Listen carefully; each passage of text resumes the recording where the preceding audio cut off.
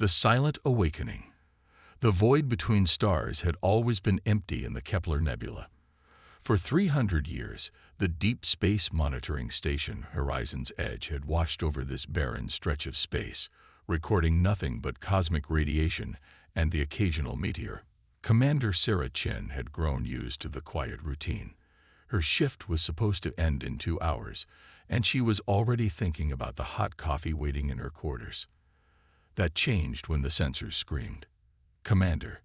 Dr. Marcus Webb's voice cracked as he stared at his console. The old scientist had seen many strange things in his 40 years of deep space monitoring, but nothing like this. "You need to see this immediately." Sarah rushed to his station, her boots echoing in the small observation deck. The sensor display showed something impossible. Dozens of massive signatures were emerging from what appeared to be empty space, their energy readings unlike anything in the known databases. "That's not possible," Sarah whispered. "There's nothing out there. We've mapped every rock and gas cloud in this sector." Marcus's hands trembled as he adjusted the long-range scanners. "The signatures are huge, Commander. These aren't asteroids or natural phenomena. These are ships. Massive ones." The main screen flickered to life, showing grainy images of the approaching objects. Sarah's breath caught in her throat. The vessels were enormous, easily dwarfing the largest known starships. Their design was sleek yet alien, with flowing lines that seemed to bend light around them. But something about their configuration seemed familiar, almost human in origin. "Run a full spectrum analysis," Sarah ordered. "I want to know everything about those ships. Hull composition, energy signatures, propulsion systems, everything." As the computer worked, more ships continued to appear. 50 became 100. 100 became 200. Soon, an entire fleet materialized from the darkness, moving with perfect coordination toward the inner systems. "Commander," Marcus said quietly, "the computer has identified partial matches in our historical database. The basic hull design, it's human." Sarah's blood ran cold. "That's impossible. No human ships have been in this sector for 5 centuries. Not since the Great Exile." The Great Exile was ancient history, a dark chapter most people preferred to forget. 500 years ago, a massive fleet of human colony ships had been forced to leave known space due to political conflicts with the emerging alien federations. They had been declared enemies of peace and banished to the outer rim, beyond the edge of civilized space.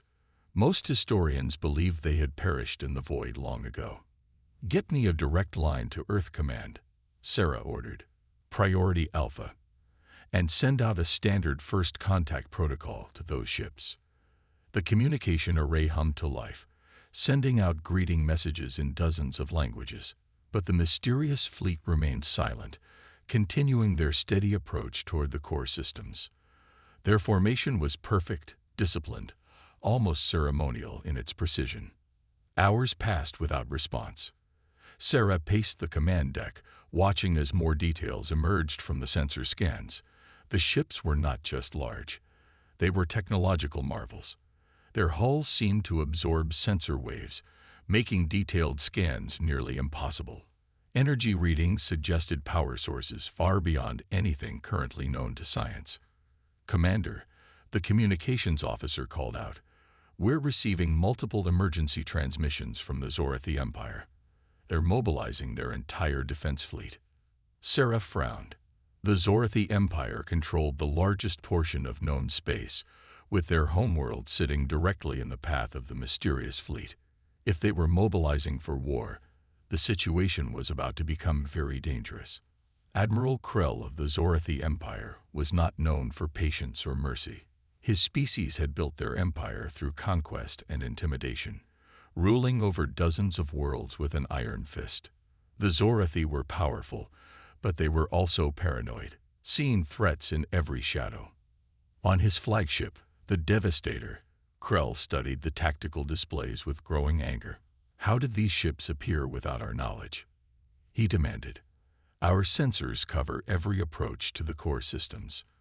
His tactical officer, a nervous young Zorathi named Vex, stuttered his response. "Sir, Our analysts believe they emerged from some form of advanced cloaking technology. The energy signatures suggest capabilities far beyond our current understanding. Krell's 4 eyes blazed with fury. I don't care about their technology. They are approaching our territory without permission. That makes them invaders. He turned to his fleet commanders. Deploy Battle Group 7 to intercept. If they refuse to identify themselves or change course, destroy them. The Zorathi war fleet was impressive by any standard. 200 heavily armed cruisers, bristling with plasma cannons and quantum torpedoes. They had never lost a major engagement. Their reputation alone was usually enough to make potential enemies think twice. But as they moved to intercept the mysterious fleet, something unprecedented happened. The unknown ships simply vanished. Report, Krell roared. Sir, they've disappeared from all our sensors, Vex reported, his voice barely above a whisper. No warp signatures, no energy trails. They're just gone. Before Krell could respond, alarms began blaring throughout the ship. The tactical display showed red warning symbols appearing all around their formation. The mysterious ships had reappeared. But now they surrounded the entire Zorathi fleet. Impossible, Krell breathed. No ship can move that fast. The lead vessel of the unknown fleet was magnificent and terrifying. Its hull seemed to shift and flow like liquid metal, and energy patterns danced across its surface in hypnotic waves. As the Zorathi watched in growing fear, the ship began to transmit. The message was not in words, but in pure mathematics and universal concepts. It spoke of exile and survival, of growth beyond the bounds of normal existence. It told the story of humans who had been cast out into the darkness and had chosen not to die, but to evolve. Dr. Webb, still monitoring from Horizon's edge, was the first to decode the transmission. Commander, he said, his voice filled with awe. I don't think these are entirely human anymore. The mathematical structures in this message suggest consciousness that has merged with artificial intelligence, organic minds enhanced beyond biological limits. Sarah stared at the data streaming across her screens. What are they saying? They're telling us what they've become, Marcus replied. They were exiled as humans, but they've returned as something more. They call themselves the Evolved. The mysterious fleet had positioned itself in perfect formation around the Zorathi forces, but made no aggressive moves. They simply waited, their presence a clear demonstration of technological superiority that needed no words. Back on the Devastator, Admiral Krell was facing the most difficult decision of his military career. His sensors were telling him that each of the unknown ships was individually more powerful than his entire fleet combined. Their technology was so advanced that his weapons might as well be stones thrown at stars. Sir, Vex reported quietly, our scout ships are reporting similar fleets appearing throughout the outer systems. They're not just here. They're everywhere. The truth was slowly becoming clear. The humans had not died in exile. They had spent 5 centuries transforming themselves, merging with artificial intelligence, pushing the boundaries of what organic life could become. They had turned their banishment into an opportunity for evolution that other species could barely comprehend. And now they had returned, not as the same desperate refugees who had been forced to leave, but as beings of immense power and capability. The question that terrified everyone was simple. What did they want? The first part of the answer came when Zorathi scout ships began disappearing. Not destroyed, simply gone, as if they had never existed. The Evolved were demonstrating their power without unnecessary violence, but the message was clear. They could eliminate any threat without effort. As Sarah watched from her monitoring station, she realized that everything was about to change. The balance of power in the galaxy had shifted in a matter of hours. The humans had returned, and they were no longer the species that had been forced into exile centuries ago. They were something new, something more, and they had come back for reasons that no one yet understood. The only certainty was that the galaxy would never be the same. The Evolved fleet continued its silent advance toward the core systems, carrying with them the weight of 5 centuries of exile. and the promise of a reckoning that had been 500 years in the making. The reckoning. Admiral Krell's hands shook as he watched his tactical display. In the past 6 hours, 12 of his scout ships had vanished without a trace. No explosions, no debris, no final transmissions. They had simply ceased to exist. The mysterious fleet continued its advance toward the Zorathi homeworld, maintaining perfect formation and absolute silence. "Sir," Communication Officer Vex reported, his voice tight with fear. "High Command is demanding an immediate report. The Emperor wants to know why we haven't eliminated the threat." Krell's 4 eyes narrowed. The Zorathi Emperor was not known for accepting failure, and the loss of ships without even understanding the enemy would be seen as weakness. But what could he tell them?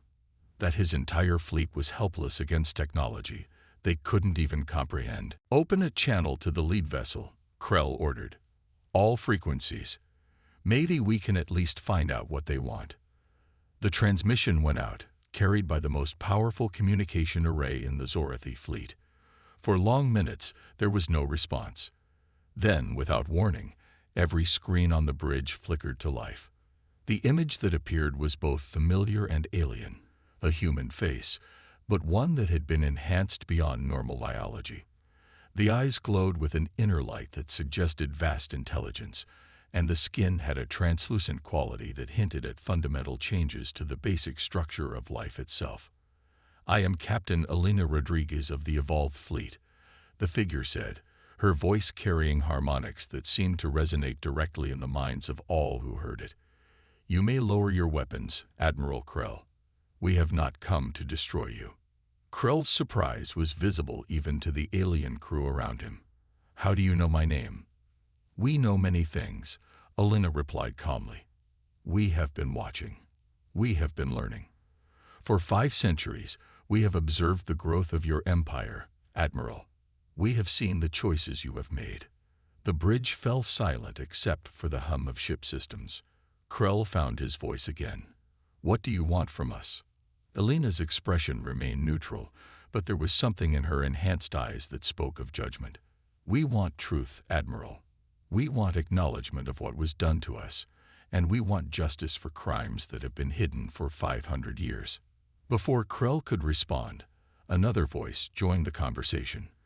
This one was different, neither fully human nor artificial, but something that transcended both. "I am NOVA, the voice said, seeming to come from everywhere at once. "I am the collective consciousness of the Evolved Fleet. Allow me to show you something that your historians have forgotten." The main screen changed, displaying images from 5 centuries past. The Great Exile had not been the peaceful departure that history books described. The recording showed human colony ships being driven from their homes by military force, families separated, entire communities destroyed. The Zorathi Empire had not simply asked the humans to leave. They had hunted them to the edges of known space. "Your ancestors told the galaxy that humans were dangerous," NOVA continued. "They said we were too aggressive, too unpredictable. But the real reason for our exile was simpler. We had discovered something your empire wanted to keep hidden." More images appeared on the screen.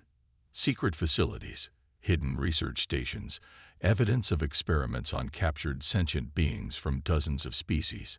The Zorathi Empire had built their technological advantage through methods that violated every treaty and moral code in known space. "You were afraid that humans would expose your crimes," Elena said. "So you convinced the other species that we were the threat. You painted us as warmongers and expansionists while you continued your hidden atrocities." Admiral Krell's face had gone pale, his natural blue skin taking on a sickly gray tint. The records displayed were authentic. He could see that in the perfect detail, and the official Zorathi seals on the documents. This was not propaganda or fabrication. This was truth that had been buried for centuries. "That was long ago," Krell said weakly. "Those responsible are long dead. The current empire is not the same as, is it not?" Nove interrupted. The screen changed again, showing current Zorathi facilities, recent operations, evidence that the same practices continued to this day. We have been watching, Admiral. We have seen your research stations on the Outer Rim. We know about the species you have enslaved, the experiments you continue to perform. The weight of revelation settled over the bridge like a physical force. Everything they had believed about their empire, about their place in the galaxy, was being stripped away layer by layer. Captain Elena Rodriguez appeared on screen again, but now she was not alone. Behind her stood dozens of other evolved, each one showing the same transcendent enhancement that spoke of minds expanded beyond normal limits. "We did not return for conquest," Elena said. "We returned for justice. For 5 centuries, we have grown beyond what we once were. We have merged our consciousness with artificial intelligence, enhanced our bodies with technology that makes us more than human. We have become something new. But we have not forgotten what we once were," another evolved added. "We remember the children who died in exile. We remember the families broken apart. We remember the lies that were told about us." Inove's voice filled the bridge again. "We could destroy your empire in minutes, Admiral. Our technology is centuries beyond yours. A single one of our ships could eliminate your entire fleet without effort. But destruction was never our goal." The tactical display showed the full extent of the evolved presence. They had not come with just the fleet that surrounded the Zorathi forces.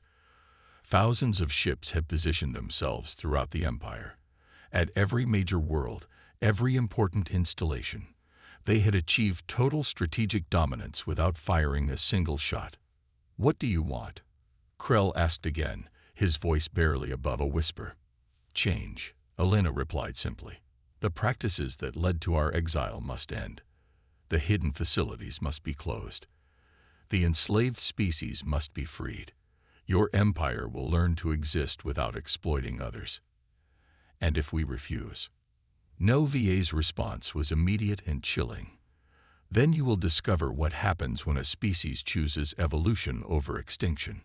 On the Zorathi homeworld, Emperor Thane received reports that filled him with growing dread. The mysterious human fleet had not just appeared in one system.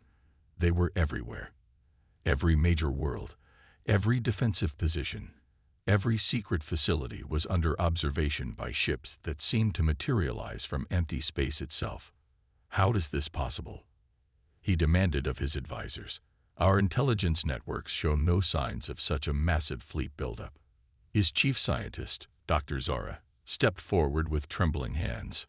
"Majesty, preliminary analysis suggests they are using technology based on quantum manipulation of space-time itself. They may not have built up a fleet in the traditional sense. They may have existed outside normal space until choosing to reveal themselves." The implications were staggering. The humans had not just survived their exile. They had transcended the normal limitations of physical existence. They had become something that conventional military thinking could not address. "Open communications with all their fleet commanders," Emperor Thane ordered. "If they want to negotiate, we will negotiate." The response came not from individual ship commanders, but from Inova itself, the collective consciousness that seemed to speak for all the evolved simultaneously. "Emperor Thane," Nova said, its voice carrying the weight of absolute certainty, "we do not negotiate from positions of weakness. We have returned to correct the balance of power in this galaxy. Your empire will either evolve to meet the standards of civilized behavior, or it will be replaced by something that will." The demonstration that followed was both elegant and terrifying. One by one, every secret Zorathi facility was revealed to the galaxy. Hidden research stations, slave labor camps, experimental torture chambers, all exposed simultaneously across every communication network in known space. The other species of the galaxy, who had lived in fear of Zorathi power for centuries, watched in amazement as their oppressors were laid bare. The truth that had been hidden for 500 years was revealed in a single, coordinated action that showcased the incredible capabilities of the evolved. But the humans did not stop with exposure. As the galaxy watched, they began systematically liberating every enslaved species, healing every damaged world, and dismantling every facility built on suffering. They moved with precision and purpose, demonstrating power that seemed almost godlike in its scope. Emperor Thane, faced with the complete collapse of his empire's foundation, made the only choice available to him. "We surrender," he announced to the galaxy. "The Zorathi Empire accepts the authority of the Evolved and will submit to their judgment." But Captain Elena Rodriguez had one final surprise. "We do not want your surrender," she said, appearing on screens throughout Zorathi space. "We want your cooperation. The galaxy is large enough for all of us to exist in peace, but only if we all choose to evolve beyond the mistakes of the past." The Evolved began sharing their technology, not as conquerors, but as teachers.